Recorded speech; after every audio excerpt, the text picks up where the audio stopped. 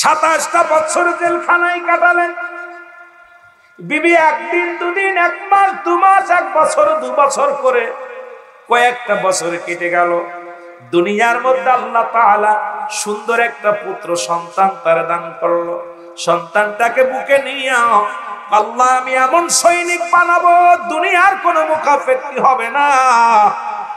আমার স্বামী যে পথে গেছে আমার সন্তান যেন সেই পথেই যেতে পারে, দুনিয়ার মোহে যেন না পড়ে, দুনিয়ার কোন মুখাপেক্ষী যেন না হয়। রব্বে কারিম তোমার মুখাপেক্ষী যেন আমার সন্তান হয়। আল্লাহ আমার সন্তানটিকে আমি এমন ভাবে যেন লালন পালন করতে পারি, জীবনের বিনিময়ে যেন আমার কলিজার টুকরা সন্তান ইসলামটাকে, মুসলমান হ্যাঁ ইসলামটাকে তরতাজা করতে পারে, ইসলামের জন্য যেন লড়তে পারে, সত্য ইসলাম কোরআন হাদিসের জন্য যেন আমার কলিজার টুকরা সন্তান যেন চিরদিন লড়তে পারে। জোরে জোরে চিল্লায় বলেন মারহাবা। ও যুবক, এবার কি করলেন? 27টা বছর পরে হযরতে ফারুক সারা পালেন। উনি সারা পেয়ে বাড়ি চলে আসলেন। ওদিকে তুর্কিস্তান মুসলমানরা বিজয় লাভ করলেন। গোটা তুর্কিস্তানের কোরআন জয় হলো, হাদিসের জয় হলো, দয়াল নবীর উম্মতের বিজয় হলো। পুরো তুর্কিস্তানের জমিনে কালেমার পতাকা ফতফত করে উঠল। পুরো তুর্কিস্তানের জমিনে লা ইলাহা ইল্লাল্লাহু মুহাম্মাদুর রাসূলুল্লাহ আল্লাহু আকবার পতাকায় মুখরিত হয়ে গেল। জোরে জোরে চিল্লায় বলো মারহাবা। এদিকে 27 বছর পরে তুর্কিস্তান থেকে সারা পেল জেলখানা থেকে হযরতে ফারুক। উনি পেয়ে যখন দেশে আসলেন, এসে দেখে 40 বছর বয়সে গেছে আর 27 বছর পরে ফিরে আসছে। বুড়া হয়ে গেছে, বয়স করে মুসলমান। নিজের বাড়ি চিনতে পারে না, নিজের বাড়ি নিজের খবর জানে না। ফারুক কি করলেন? নামাজ আদায় করলেন। মসজিদের মধ্যে যে নামাজ আদায় করে, ওদিন ছিল জুম্মার দিন, জুম্মার খুতবা দেয়। ওই মসজিদের খুতবা যিনি ইমাম সাহেব তার নাম হলো হযরতে রাবেয়া। উনি খুতবা পাঠ করেন আর হযরতে ফারুক এই খুতবা শুনে মুখরিত হয়ে যার ডাক দিয়ে বলে, রব্বে কারীম, আজ থেকে 27 বছর আগে আমি গিয়েছিলাম যুদ্ধের ময়দানে। আমার বিবির গর্ভে সন্তান ছিল। যদি আমার বিবির সন্তান যদি ছেলে সন্তান হতো, আর যদি আমি বেঁচে থাকতাম, এইরকম মস্ত বড় একজন আলেম বানাইতাম যিনি রব্বে কারীমের গুণগান সবসময় গাইতাম। দুনিয়ার কোন মুখাপেক্ষী হতো না, রব্বে কারীম তোমার মুখাপেক্ষী হতো। রব্বে কারীম এই সন্তান আপনার না জানি আমার বিবির গর্ভের সন্তান মেয়ে হয়েছে বা ছেলে হয়েছে জানি না, বেঁচে আছে কি না জানি না, তবে শুধু শুধু কি মনে করি এই বলে কাঁদতে লাগলেন হযরতে ফারুক। এবার ছেলের কথা বেশি মনে পড়ে গেল। এবার খুঁজতে লাগলেন নিজের বাড়ি। ও মুসলমান শুনে নাও, খুঁজতে খুঁজতে বাড়ি আন্দাজের পথ ধরলেন যে বাড়িটা, সেই বাড়িটা বিশাল পর্দা করা। হযরতে ফারুক ঘোড়া চেপে ধরে বাড়ির মধ্যে প্রবেশ করলেন। আর ওই বাড়ির যিনি মালিক ছিলেন তার নাম হলো রাবিয়া, মসজিদের ইমাম, বড় মাওলানা। উনি এসে সঙ্গে সঙ্গে ফারুককে ধরে ফেললেন। ফারুককে যখন চেপে ধরলেন, ডেকে বলেন, তুমি এত রাত্রে একজন পুরুষ মানুষ হয়ে কেন ঘরের মধ্যে প্রবেশ করলা? ফারুক বলে, বাবা আমার ভুল হয়ে গেছে, আমি মনে করেছি আমার বাড়ি। বলে, তুমি চোর চুরি করতেছো তো আবার বলো আমার বাড়ি? বাবারে আমার ভুল হয়েছে, আর বুড়া হয়ে গেছি, চোখি কম দেখি রে বাবা। এইরকম একটা বাড়ি আমার ছিল, আমার ও বিবি ছিল, বাবারে আমার ঘর সংসার ছিল, কিন্তু আমার জীবনটা তো আমি জীবনটা শেষ করে দিছি আমার রাহমাতুল লিল আলামিনের ভালোবাসায়। আমি আমার আল্লাহর গোলামি করতে যাইয়া ইসলামের পতাকা ধরার জন্য আমার জীবনটা বাজি রেখে গিয়েছিলাম তুর্কিস্তানের জমিনে। তবে আমার জীবন সার্থক যে তুর্কিস্তানের মুসলমানদের বিজয় ঘন্টা বাজায় আইছি। জোরে জোরে চিল্লায়া বলা যাবে না মারহাবা? আর একটু জোরে জোরে চিল্লায়া বল আল্লাহু আকবার।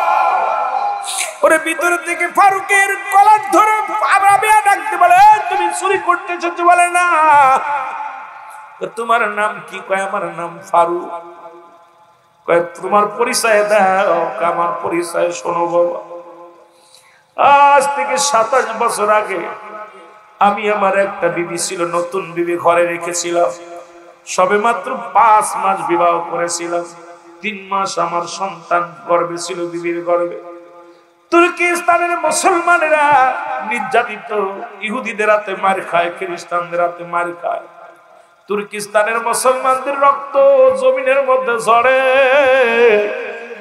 এই খবর যখন আমি শুনতে পাইলাম, আরে আমার নতুন বিবি সন্তানের মায়া ত্যাগ করে আমি আমার রাসূলুল্লাহর উম্মতের জন্য ময়দানে ঝাঁপিয়ে পড়েছিলাম। আমি দেশ ছেড়ে আমি চলে গিয়েছিলাম তুর্কিস্তানের জমিনে। ওখানে যাইয়া আমি কি করলাম, ওখানে আমি অনেকগুলো সৈন্যের সঙ্গে মোকাবেলা করলাম, যুদ্ধে শরীক হলাম। এরপরে ওই ময়দানের মধ্যে আমি ধরা পড়ে যাই। একদিন দুদিন করে 27টা বছর আমার জীবন থেকে চলে গেছে। আমার বিবির নাম অমক, আমার একটা সন্তান ছিল 3 মাসের গর্ভে। সেই সন্তান জানি না সন্তান ছেলে না মেয়ে হয়েছে জানি না। আজকে আমি দেশে ফিরে এসে আমার বিবি বাচ্চা কাউকে খুঁজে পাচ্ছি না। এটাই মুসলমান। ভিতর থেকে রাবেয়ার মা যখন স্বামীর মুখে যখন এই কথা শুনেছে, ভিতরে থেকে এসে দৌড়ে আসিয়া স্বামীর পায়ের মধ্যে পড়ে গেছে। জোরে জোরে চিল্লায়া বলা যাবে না আল্লাহু আকবার। এর স্বামীর পায়ের মধ্যে পড়ে যখন লুটিয়ে পড়েছে, রাবিয়া কয় মা জীবনে তো তুমি বেগানা পুরুষের সামনে যাও না। মাগো তুমি আজকে কোন পুরুষের সামনে তুমি আসলা মা? আর চেনো না জানো না, তার পায়ের মধ্যে পড়ে গেল। রাবেয়ার মা ডাক দে কয় রাবেয়া রে, ইনি আর কেউ নয়, ইনি আমার স্বামী, তোমার জন্মদাতা পিতা। আজ থেকে 27 বছর আগে তোমার মায়া আমার মায়া ত্যাগ করে ইসলামের মায়ায় পড়িয়া, ইসলামের মহব্বতে পড়িয়া, কোরআনের মায়ায় পড়িয়া সব ছাড়িয়া রাসূলুল্লাহর সৈনিক হইয়া তুর্কিস্তানের জমিনে গিয়েছিল। জোরে জোরে চিল্লায় বলো মারহাবা। এ দুনিয়ার মুসলমান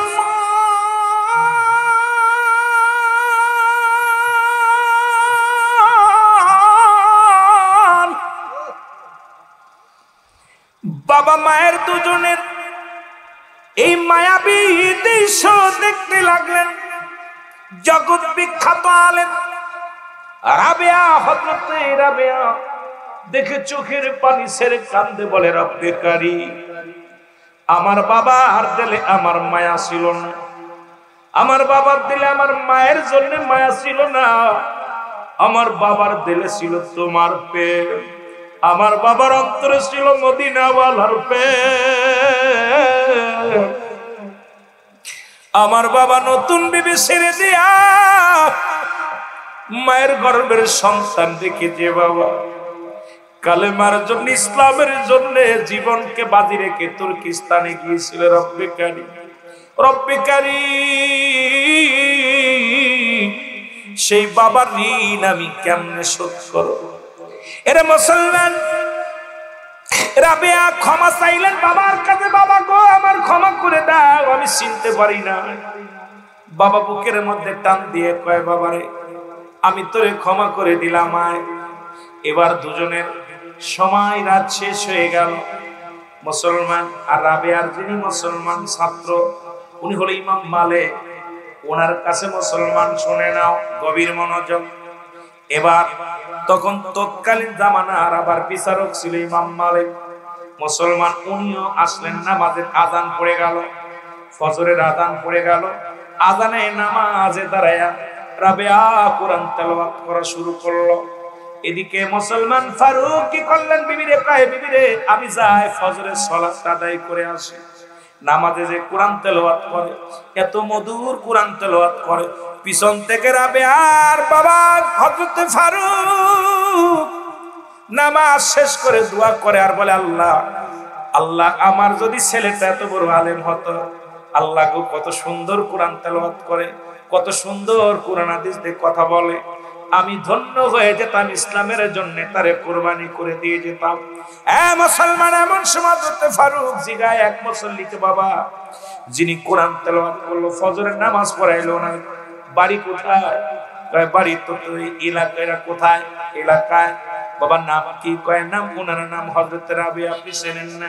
উনি তো বর্তমান যুগের, বর্তমান জামানার বড় আলেম, বড় বড় বড় বড় আলেমদের উস্তাদ উনি। বলে ওনার বাবার নাম কি? বলে ওনার বাবার নাম শুনেছি হযরতে ফারুক। উনি তুর্কিস্তানের যুদ্ধের ময়দানে যে মারা গেছে, যুদ্ধের ময়দানে আর ফিরে আসে নাই। ফারুক দুটি চোখের পানি ছেড়ে কান্দে, রব্বে কারীম তুমি আমার প্রার্থনা কবুল করেছো, আজকে তুমি আমার কলিজার টুকরা সন্তানকে জগৎ বিখ্যাত আলেম বানাইছো। জোরে জোরে চিল্লায় বলা যাবে না মারহাবা। ফারুক বাড়িতে ফিরে আসলেন। বাবা সন্তান মা এক জায়গায় বসে কথা বলতেছিল।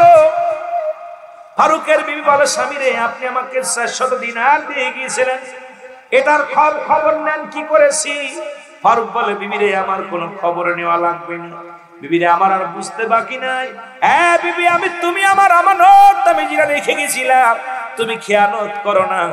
তুমি আজকে এই জমিনের মধ্যে, আসমানের নিচে, এই জমিনের উপরে আমার কলিজার টুকরা সন্তানকে এই যুগের বড় আলেম বানাইছো। এমন একজন আল্লাহওয়ালা আলেম, এমন একজন আলেম বানাইছো যিনি রব্বে কারীমের প্রেম ছাড়া তার অন্তরের ভিতরে কিছু নাই, মদিনা আলার প্রেম ছাড়া কিছু নাই। সত্যবাদী একজন আল্লাহওয়ালা কামেল বানাইছো রে বিবি। আমার জীবনটা ধন্য, আর কিচ্ছু জানতে চাই না। আমার বাবারা, আমার হযরত রাবিয়া বলে, বাবা গো, যে পথে আপনি জীবন দেওয়ার জন্য প্রস্তুতি হয়েছিলেন, সেই পথের জন্য আমি প্রস্তুতি আছি বাবা, জীবনের জন্য। কারণ ইসলামের জন্য, কোরআনের জন্য আমার জীবনটাও বাজি রেখে যাব বাবা, যেন আমি আল্লাহ রাসূলের পথে যেন জীবনটা কুরবানি করতে পারি। এই জন্য আমি আপনাদেরকে বলে যাই, মুসলমান, তোমাদের চাইতে বড় বড় নেতা বানিয়েছিল ফিরআউন, নমরুদ, কারণ যারা খোদাই দাবি করেছিল, যাদের কাল্লাল পৃথিবীর ক্ষমতা তাদের হাতে দিয়েছিল, রব্বে কারীম তাদেরকে গোটা পৃথিবীর দায়িত্ব রব্বে কারীম তাদের হাতে দিয়েছিল। রব্বে কারীম তাদেরকে দুনিয়া থেকে বিদায় করে দিছে। আজকে তোমরা ক্ষমতার জন্য কত শিশু হত্যা করো, কত নারী হত্যা করো, কত অবলা নারী, অবলা মানুষ, মাসুম বাচ্চার রক্ত নিয়ে খেলা করো। শোনো, এই জমিনের মধ্যে আজকে মুসলিমের রক্ত পড়ে, তোমরাও দুনিয়ার মধ্যে থাকবা না। কারণ পৃথিবীর মধ্যে প্রতাপশালী বাদশা আল্লাহ বানিয়েছিল 4 জন ব্যক্তিকে। তাদের মধ্যে মুসলমানদের মধ্যে 2 জন, একজন নাম নবী সুলাইমান, পয়গম্বর সুলাইমান নবীকে আল্লাহ পাক এই পৃথিবীর মধ্যে বিশাল ধন সম্পদের, বাহাদুরি ধন সম্পদের মালিক বানিয়ে দিয়েছে, অদ্য পৃথিবীর খলিফা বানিয়ে দিয়েছিল।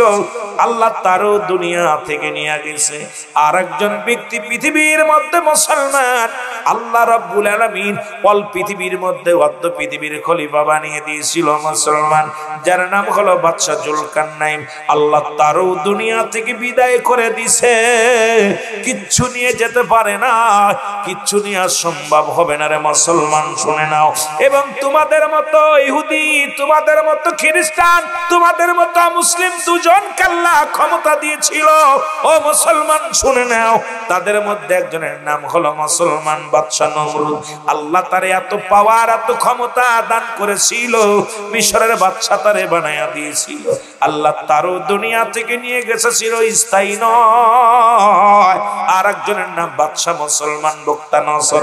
এই পৃথিবীর মধ্যে 4 জন ব্যক্তিকে আল্লাহ প্রতাপশালী বাদশা বানিয়ে দিয়েছিল। আল্লাহ তাদেরকে দুনিয়া থেকে নিয়ে চলে গেছে, কিচ্ছু নিয়ে যেতে পারে নাই। কারণ রব্বে কারীম তুমি আজকে 1000 মানুষের রক্ত নিয়ে আজকে তুমি অন্যের মায়ের বুক খালি করে মনে করছো সম্পদের পার গরবা, অন্য মায়ের রক্ত, অন্য মায়ের বুক খালি করে মনে করেছো দেশ স্বাধীন করে দেশের মধ্যে ভাগ বসাইবা। এই দুনিয়ার মধ্যে কিচ্ছু বলতে কিচ্ছু থাকবে না। আল্লাহ বলে কুল্লু মান আলাইহা ফান, আল্লাহ কয় বান্দার এই জমিনের মধ্যে কিচ্ছু বলতে কিচ্ছু আমি রাখবো না। এই জমিনের মধ্যে যা কিছু আছে আমি আল্লাহর জন্য বিচ্ছিন্ন করে দিব।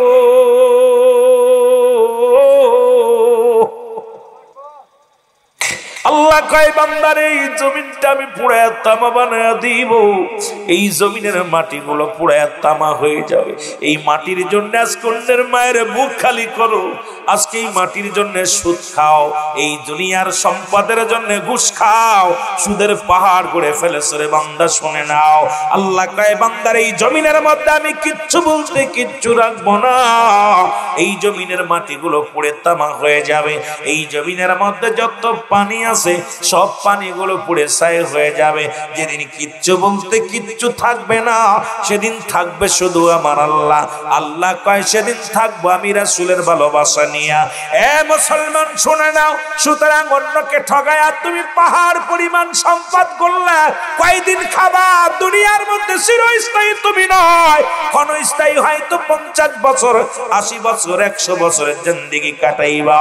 এরপরে তোমার এই জিন্দেগির উপরে এমন রুলাস চলবে, এমন আযাব চলবে, কারণ এই দুনিয়ার মধ্যে ইনসাফ মাপির দুনিয়ার মধ্যে চলবে। মুসলমান কাউকে ঠগায় না, কাউকে কষ্ট দিও না। এ মুসলমান গভীর মনোযোগ, আজকে কথাগুলো না বললে নয়। যুবক বন্ধুরা, তৎকালীন তুর্কিস্তানের যুদ্ধ শুরু হলো, মুসলমানদের রক্ত নিয়ে খেলা হয়। এই রকম একজন যুদ্ধবীরের দরকার আমার, সেলফি তোলা বীরের দরকার নাই। যে সমস্ত আমরা সেলফি কারক, সেলফিতে শুধু ভালোবাসি সেলফি তোলার জন্য, ও মুসলমান এদের দরকার নাই। দরকার হলো ওই তৎকালীন জামানায় ওই মুসলমান যারা তুর্কিস্তানের যুদ্ধের কথা শুরু হলো, মসজিদের মধ্যে ইমাম সাহেব ফজরের সালাত আদায় করে সালাম ফিরে সালাত আদায় করে দোয়া শেষে বললেন, ও গোটা মুসল্লিগণ শোনো, তুর্কিস্তানে মুসলমানদের রক্ত নিয়ে খেলা হয়, তুর্কিস্তানে মুসলমানদের রক্ত ঝরে। একসময় আফগানের জমিনে রক্ত ঝরেছে, তুর্কিস্তানের জমিনে রক্ত ঝরেছে, ইরাকের জমিনে রক্ত ঝরেছে রে মুসলমান। আরে বিশ্বের গোটা বিশ্ব মুসলিম, মুসলমানেরা শুনে নাও, যে দেশে মুসলিম আছে সেই দেশে মুসলমানের রক্ত ঝরা ইহুদি খ্রিস্টানেরা। আমার বাবারা একটু দিলের কান্ডা লাগা শুনে নাও। এর খবর আসলো, ইমাম সাহেব কেমন ইমাম? ইমাম সাহেব সালাম দিয়ে বললেন, এ বাবারা শোনো, তোমরা কেউ কি পারবে ওই তুর্কিস্তানে মুসলমানদের রক্ষাতে তোমরা যাবার জন্য? ওই মসজিদে একজন মুসল্লি ছিল, নাম হলো, তার নাম হযরতে ফারুক। জোরে জোরে চিল্লায় বলা যাবে না মারহাবা। এরা ফারুক বাড়ি গেলেন, বাড়িতে বিবিরে ডাকতে কয়, বিবি তুর্কিস্তানের মুসলমানদের রক্ত নিয়ে খেলা করে ইহুদিরা, তুর্কিস্তানের মুসলমানদের জমিনের মধ্যে রক্ত ঝরে, ছোট ছোট মাসুম বাচ্চাগুলো অনাহারে কাঁদে। বিবিরে আমি যাব তুর্কিস্তানে রাসূলুল্লাহর সৈনিকদের রক্ষা করার জন্য, মুসলমানদের ইজ্জতের চাদর রক্ষা করার জন্য। ও বিবি শোনো, আমাকে তুমি আর বাধা দিবে না, গুছা দাও, আমি যাব তুর্কিস্তানে। আরে রাসূলুল্লাহর উম্মতিরা, মুসলমান যদি জমিনের মধ্যে যদি আমার চোখের সামনে রক্ত ঝরে মারা যায়, রব্বে কারিমের দরবারে কি জবাব দিব? আমি জবাব দিতে পারবো না রে বিবি, আমি যাব তুর্কিস্তানের যুদ্ধে। বিবি ডাক দেখায়, স্বামী সবে আমাদের বিয়ে হয়েছে 5 মাস, আমি গর্ভবতী, 3 মাসের সন্তান আমার গর্ভে। আপনি যদি চলে যান যুদ্ধের ময়দানে, যদি আপনি না জানি খোদা না করুক আপনি যদি মারা যান, তাহলে আমার কি অবস্থা হবে, আমার গর্ভের সন্তানের কি অবস্থা হবে রে স্বামী? আপনার কাছে আমি কি বলবো? আপনার কাছে বলি, আপনি আমাকে একা রেখে যেন না, আমার এই গর্ভের সন্তান এতিম হয়ে যাবে, আমিও বিধবা হয়ে যাব। আপনার কাছে অনুরোধ করি, আমাকে রেখে যাবেন না। এর হযরতে ফারুক ডাক দে কয়, বিবি আমি মুসলমান হয়ে মুসলমানের ওই কষ্টের দিনে যদি পাশে না থাকি রে বিবি, ওই রক্ত ঝরে তুর্কিস্তানের জমিনে আজ আমি ফারুক যদি তাদের পাশে না দাঁড়ায়, রব্বে কারিমের দরবারে আমি কি জবাব দিব? জবাব দিতে পারবো না। জোরে জোরে চিল্লায় বলা যাবে না আল্লাহু আকবার। আমার ভাইরা, আমার বন্ধুরা, ফারুকের বিবি বলে, স্বামী আপনাকে ছাড়া আমি কেমনে থাকবো? যুবক বাবারা শুনে নাও, কেমনে থাকবো রে স্বামী? ফারুক বলে, বিবি রে, তোমার আমি রব্বে কারিমের হালাতে রেখে গেলাম। আমার রব্বে কারিম দুনিয়ার মধ্যে আমারে পাঠাইছে তার গোলামি করার জন্য রে বিবি। ও বিবি, আমি যাব রাসূলুল্লাহর সৈনিকদের রক্ষা করার জন্য, আমি যাব আমার রাসূলের উম্মতের রক্ষা করার জন্য, আমি যাব সত্য ইসলামকে টিকিয়ে রাখার জন্য, আমি যাব যারা কোরআনের প্রতি অবমাননা করেছে, যারা হাদিসের প্রতি অবমাননা করেছে। আরে আমি ফারুক যাব যুদ্ধের ময়দানে, জীবন দিয়া দিব, জীবন রাখবো না, তবু সত্য ইসলামের কোনো ক্ষতি হোক, সত্য ইসলামের কোনো ক্ষতি হোক, এটা আমি ফারুক হইতে দিব না। জোরে জোরে চিল্লায় বলা যাবে না মারহাবা।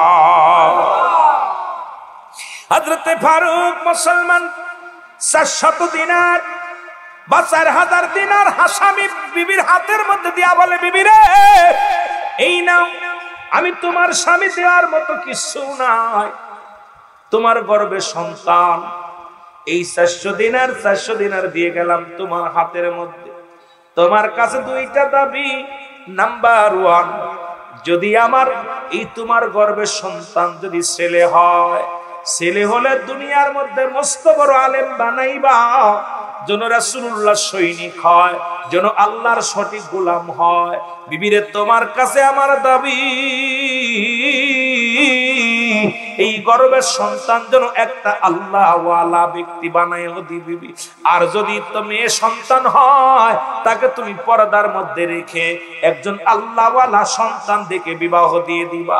ও বিবি, আমি যদি ফিরে না আসতে পারি, আর যদি ফিরে আসি, তাহলে তো বিবিরে আমি দেখব। আর যদি ফিরে না আসতে পারি, আমার কন্যা সন্তান হলে ইসলামের বিধান অনুযায়ী মানুষ করবা, লালন পালন করবা। এই কথা বলিয়া হযরত ফারুক ঘোড়ার পিঠে চড়ে বসলেন। ঘোড়ার পিঠে চড়িয়া চাবুক দিয়া রওনা হয়ে গেল তুর্কিস্তানের দিকে। আর স্ত্রী তাকায় আছে স্বামীর পথের দিকে। যতক্ষণ পর্যন্ত স্বামী চোখে মুসলমান যতক্ষণ পর্যন্ত দেখা যায় রে বিবি, স্বামীর পথের দিকে তাকায় তাকায় চোখের পানি ছাড়তে লাগলো। আমার যুবক বন্ধুরা শোনো, বিবি কান্দে আর ডাক দিয়ে বলে, রব্বে কারীম, এই দুনিয়ার স্বামী আমি প্রয়োজন নাই, আমি তোমার গোলামি করতে চাই, তোমার রাসূলের মতে চলতে চাই, সত্য ইসলামের বিধান মেনে আমার চলার তৌফিক দান করো। যতদিন বেঁচে থাকি আমার তুমি মানি হালাতে রাখো, আর আমার স্বামীকে তুমি রক্ষা করো গো আল্লাহ। যদি আমার স্বামী বেঁচে থাকে, যদি যুদ্ধের ময়দানে যদি বেঁচে থাকে গো আল্লাহ, আমার বুকে ফিরে দিও। আর যদি না থাকে, তুমি শাহাদাতের মৃত্যু দিয়ে দিও, যেন রাসূলুল্লাহর সত্য পথে মৃত্যু হয়। জোরে জোরে চিল্লায়া বলা যাবে না মারহাবা। মহব্বতের সঙ্গে দুরূদ শরীফ পড়েন, আল্লাহুম্মা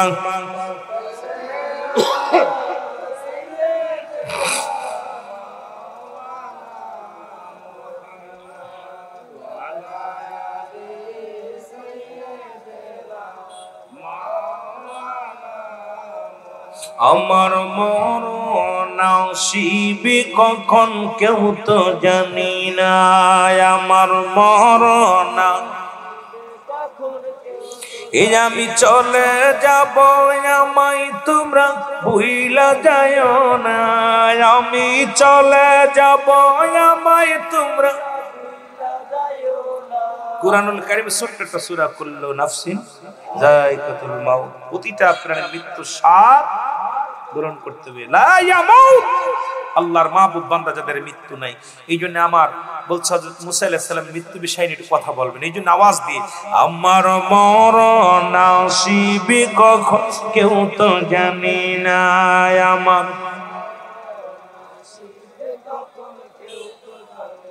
টাকা পয়সা দালান কোটা যাহা করেছি সব কিছু ফেলাইয়া যাবি একাই চলেছি রে আমি। সামান্য দিকে কমাই দাও, বাড়ি খাই বেশি। এর টাকা পয়সা দালান কোটা যাহা করেছি সব কিছু ফেলাইয়া যাবি একাই চলেছি।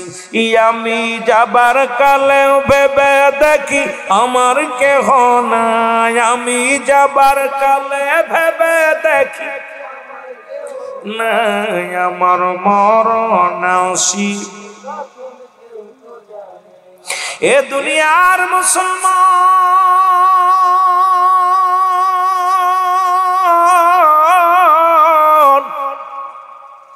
পৃথিবীর মধ্যে আসার একটা সিরিয়াল আছে যার কোন সিরিয়াল নাই। দেখা যায় দাদা জিন্দা বাবা দুনিয়ার মধ্যে নাই, নাতি জিন্দা দাদা নাই, দাদা জিন্দা নাতি নাই। বাবার কাঁধে সন্তানের লাশ, সন্তানের কাঁধে বাবার লাশ। আল্লাহ কখন যেন মালাকুল মউত আসবে। মানুষের দুইটা টাইমে মরণ হয়, একটা হলো রাতের বেলা, একটা হলো দিনের বেলা। ও যুবক, দিন শুরু করেছিলাম মৃত্যুবরণ করি নাই, রাত শুরু করেছি মৃত্যুবরণ এখনো করি নাই। রাত যে শেষ করতে পারবো কেউ বলতে পারি না। মালাকুল মউত, পৃথিবীর মধ্যে তিনটা বিপদ মানুষের নাম্বার ওয়ান হলো মানুষের মরণ, 2 নাম্বার বিপদ হলো কবর, 3 নাম্বার বিপদ হলো কিয়ামতের ময়দান। একটার পর একটা বিপদ। আল্লামা মুফতি আমজাদ আলী সাহেব একটা কিতাব লিখলেন, কিতাবের নাম্বার শরীয়ত। এই কিতাবের মধ্যে উনি লিখতে যা বললেন, দুনিয়ার মানুষ শোনো, মানুষ যখন সাধারণ মৃত্যুবরণ করে 70টা তাজা উটের গায়ের চামড়া জবাই না করিয়া উল্টো দিকে টান দিয়া লবণের মরিচ লাগা দিলে যতটুকু যন্ত্রণা হয়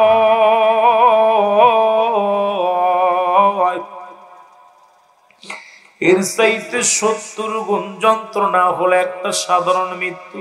এখন আমরা যারা মরণকালে পায়খানা করে দিই রে, ও যুবক, আমরা যারা মরণের সময় প্রস্রাব করে দিই, মরণের সময় চোখ দুটি বড় বড় হয়ে যায়। কত মানুষ মরণের সময় পায়খানা প্রস্রাব করে দেয়, কত মানুষ মরণের সময় চোখ দুটি বড় বড় হয়ে যায়, কত মানুষ মরণের সময় টঙ্গ বেঁকা হয়ে যায়। ও মুসলমান, তাদের মৃত্যুটা কত কঠিন হয়। এই মরণের পেয়ালা পান করতে হবে, পালানোর কোনো জায়গা নাই। করোনা ভাইরাসের ওষুধ পাইল, বাংলাদেশে কত রোগের ওষুধ পাইল, এই মরণ রোগের কোনো ওষুধ নাই। এখানে কোনো ওষুধ পাওয়ার সম্ভাবনায় ধরে বলেন ঠিক কিনা? আমার যুবক বন্ধুরা, ওরে মুসা আলাইহিস সালামের কাছে আজরাইল চলে আসে না। আদম নবী থেকে শুরু করে আখিরি নবী রাহমাতুল লিল আলামিন পর্যন্ত যত পয়গম্বর, যত নবী আগমন করেছে, প্রত্যেকেরই মৃত্যুর পেয়ালা পান করা লাগছে। তদ্রূপ আল্লাহ পাক হুকুম দিলেন, যাও রে জিবরিল যাও, আমার নবী মুসা আলাইহিস সালামের জানটা বাইর করার জন্য চলে যাও। ওরে আখিরি নবীর ইন্তেকাল হয়েছে। এরে আখিরি নবী শুধু নাই রে মুসলমান, আদম আলাইহিস সালাম থেকে শুরু করে যত নবী আছেন এর মধ্যে প্রত্যেকেরই মৃত্যুর পেয়ালা পান করা লাগছে। মাত্র 4 জন ব্যক্তি এখনো জীবিত আছে। তাদের মধ্যে একজন হলো মুসলমান, শুনে নাও, একজন ইদ্রিস আলাইহিস সালাম, তবু তার মৃত্যু হয়েছে, এখনো জান্নাতের মধ্যে জীবিত অবস্থায় আছেন। আরেকজন যিনি পাহাড়ের দায়িত্ব আছে, হযরত মুসলমান ইলিয়াস আলাইহিস সালাম, আল্লাহ তারে পাহাড়ের দায়িত্ব দিয়েছেন, এখনো তার মৃত্যু হয় নাই, জীবিত আছে। বলছে। আরেকজন পয়গম্বর শুনে নাও ও মুসলমান, শুনে নাও, শুনে নাও। খিজির আলাইহিস সালাম যিনি পানির দায়িত্ব আছেন মুসলমান, একজন আসবে এই দুনিয়ার মধ্যে যিনি এখনো মুসলমান জিন্দা অবস্থায় আছেন। ঈসা আলাইহিস সালাম যিনি ঈসা ইবনে মরিয়ম, এই মুসলমান আলোচনার মধ্যে এই মুসলমান হযরত শুনে নাও, এই মুসা আলাইহিস সালামের আজরাইলের কথা বলতে যাইয়া অনেক আলোচনা চলে আসবে, কিন্তু আমি চেয়েছিলাম আজকে ফিলিস্তিন নিয়ে, বর্তমান প্রেক্ষাপট নিয়ে, বাস্তবতা নিয়ে আলোচনা করব। তবু কর্তৃপক্ষ যেহেতু প্রথম থেকে শুরু করছে, হুজুর এই মুসা আলাইহিস সালাম আর আজরাইল আলাইহিস সালামের একটু ঘটনা বলবেন, এই জন্য আমি না বলে আর পারছি না রে মুসলমান। যদি না বলে যায় সকালবেলায় বলবে মৌলানারে নিয়ে আসলাম একটু এই কথা শোনার জন্য, হুজুরের মন মতো ওয়াজ করে গেল। তবে মুসলমান বর্তমান যে অবস্থা চলতেছে আর বসে থাকার সময় নেই, কারণ যে কোনো মুহূর্তে বিপদ আসতে পারে। নবীর উম্মত বলে যদি দাবি করো, ঈমান নিয়ে যদি মরতে চাও, এখনো বসে থাকার সময় নয়, ময়দানে নামতে হবে। জোরে জোরে বলেন ঠিক কিনা? এ দুনিয়ার মুসলমান,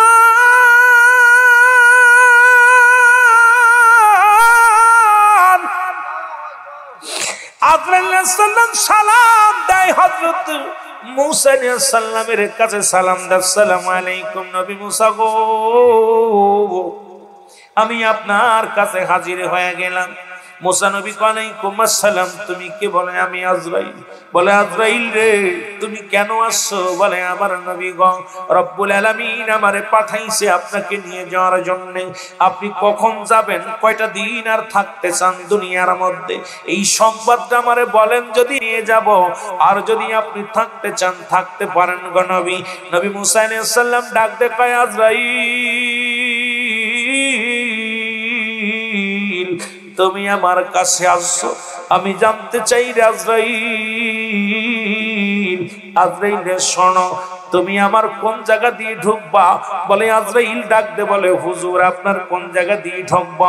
আমি ঢুকবো আপনার কি দিয়ে? আপনার মুখ দিয়ে।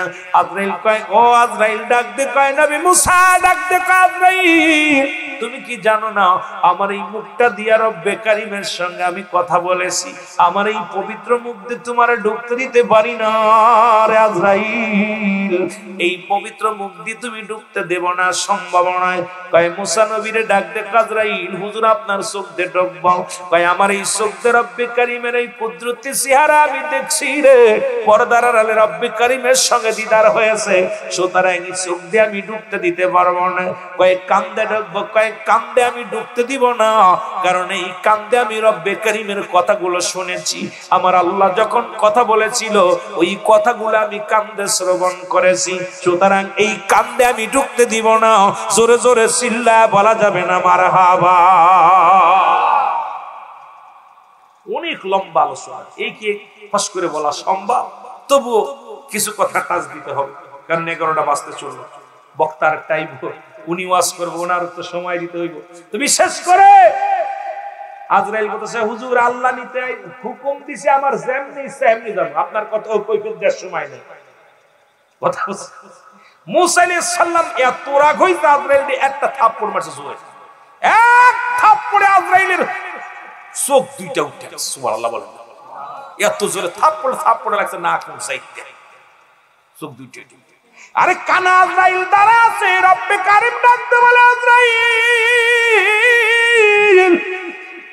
কি খবর বলো? ইমানদারের কত পাওয়া। ইমানদার আপনারা এত কষ্ট করে জেগে জেগে নামাজ আদায় করেন, তাহাজ্জুদের নামাজ পড়েন, কুরবানি করেন, রোজা রাখছেন, হজ করেন, হালাল খান, এই যে মাহফিলের ময়দানে বসেন, আপনাদের পাওয়া। আর ওই গান বাজনা করে বেড়ায় ময়দান, ওদের পাওয়ার এক নয়।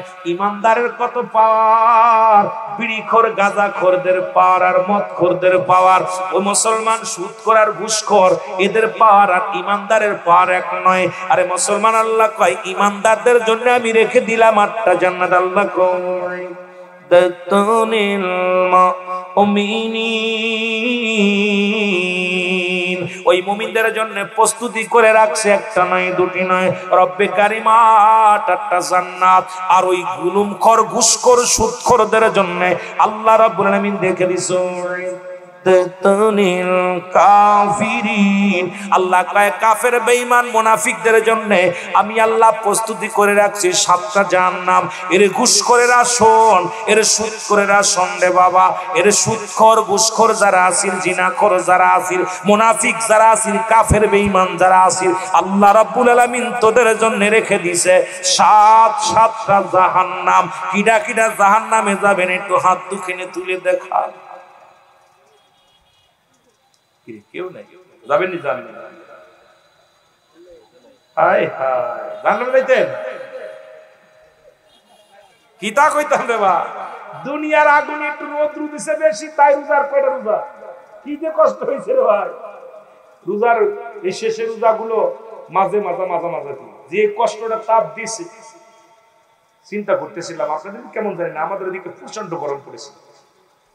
আল্লাহ দেখতে, আল্লাহ কি অবস্থা, মানুষগুলো কেমনে বাঁচবে, জাহান্নাম। এই আগুন গুলোর ভাই পাথর গুলো হবে জ্বালানি, কথা বুঝছেন?